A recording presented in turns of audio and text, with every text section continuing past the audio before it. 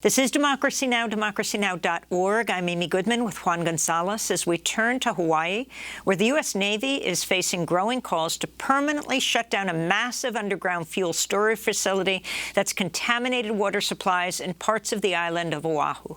State health officials recently found petroleum levels 350 times the safe limit in a water system that serves over 90,000 Navy families. The Red Hill bulk fuel storage facility has been used since the 40s to provide fuel to Pearl Harbor.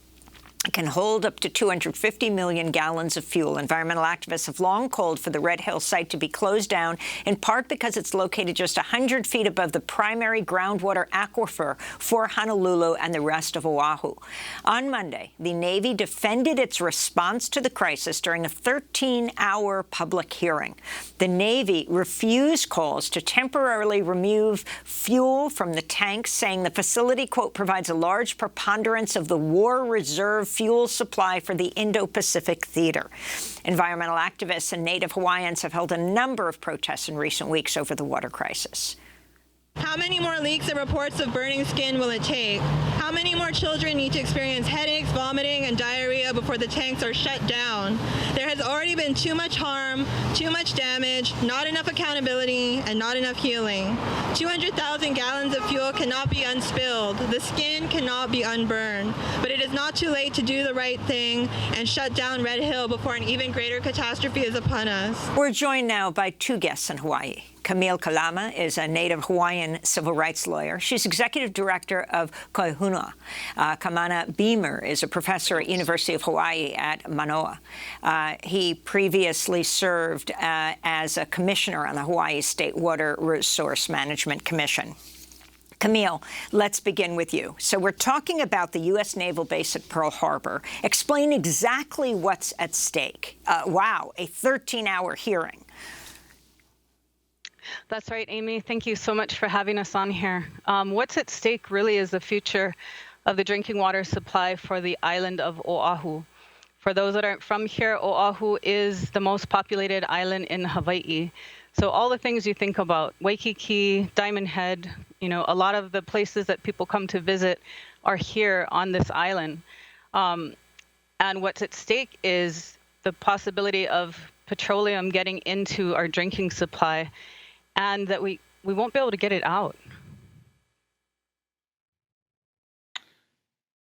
And Camille, I wanted to ask you, could you talk about what some of the contaminants of this fuel that's apparently already leaked into some of the water for the residents of the base itself? What are some of these contaminants and what the impacts have been?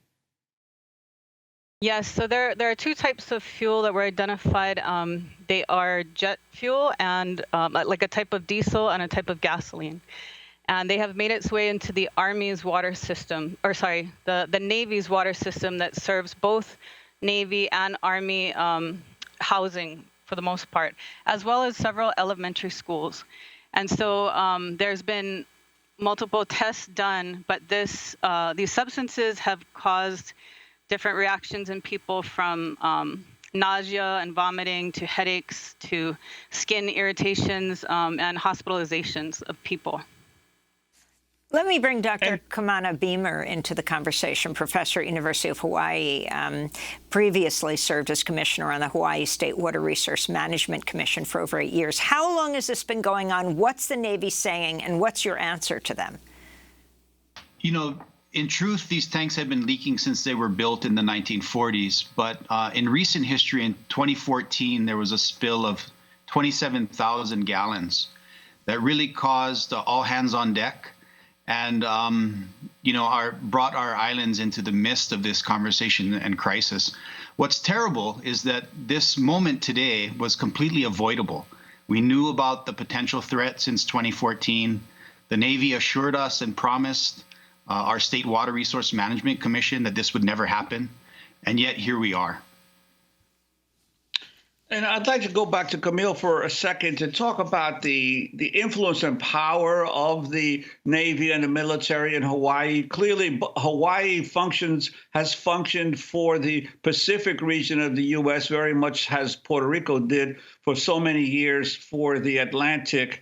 and the Caribbean as a major military bastion. Now, there was a movement 20 years ago to stop military bombing on the island of Vieques.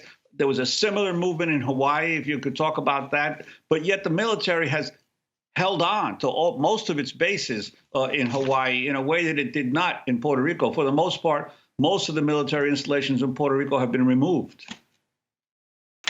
That's right. There was a movement that started in the 1970s on Koho'olawe, and that island has been returned to the state of Hawaii in trust for the Hawaiian people. However, it is just minimally cleaned. In other words, it's still contaminated. There is no freshwater resources on that island anymore, and the Navy has continued to take land from Hawaii for more military training. So, for example, when the island of Koho'olawe was returned to the state, that was about 26,000 acres of land. At around the same time, the U.S. took almost 28,000 acres from the state, both on Oahu and the island of Hawaii, to expand its bases. And it continues to engage in training, engage in military readiness here, and that is one of the purposes that the military claims this bulk fuel storage facility is necessary for their purposes, because it stores about 50% of the fuel for the Pacific region for the U.S. This U.S. PATCOM in the Pacific is the largest of the different commands, of the unified commands for the United States, and it covers the entire Pacific region. So we in Hawaii, we understand that we are, in the middle of these different superpowers around the world, and that we are this military outpost and continue to be used that way by the U.S. military. Dr. Beamer, even just outside your house, you say you sometimes can feel the live fire testing. You're calling for an end to that, and do you see this movement going in the same direction as the one in Puerto Rico? Yes, it's truthful. Anyone that lives here on Hawaii Island, especially in Waimea, in my hometown, feels their home shake when they bomb Pohakuloa. It's egregious. It hurts you deep in your soul. As a Kanaka, as an indigenous person to these islands, to feel our aina tremble and shake because of bombing and weapons of war and destruction. This issue here in Red Hill is a serious threat to the future lives and any economy on Oahu and for all of Hawaii. This is the most critical threat that we've ever had to our groundwater resources. And in fact, this is the kind of terrorist act and threat the military is supposed to protect Hawaii from, and yet they're the cause of it here in our islands. It's terrible, it's egregious, and it must stop. We must shut down the tanks immediately.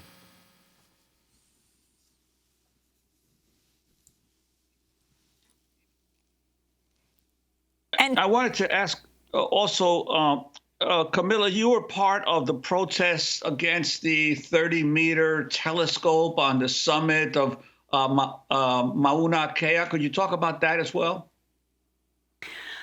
Yes. So, and many of our people were, Kamana was there as well. It was, I would say, the largest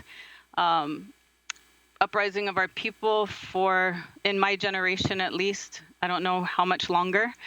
But our people are educated, our people are knowledgeable about what's going on in our lands, and our commitment is really to the protection of this place, to our aina, to our land, and to our vai, to our water.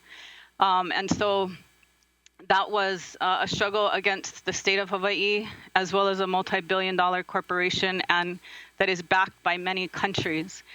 And we understand as a people that we don't have military might, we don't have, firepower, but we do have a strength, and that our people can come together in peace and nonviolence, and we will stand up and we will stand for the protection of these places and of our resources. Camille, we have to leave it there. I thank you so much, Camille Kalama, as well as Professor Kamana Beemer. I'm Amy Goodman with Juan Gonzalez. Stay safe.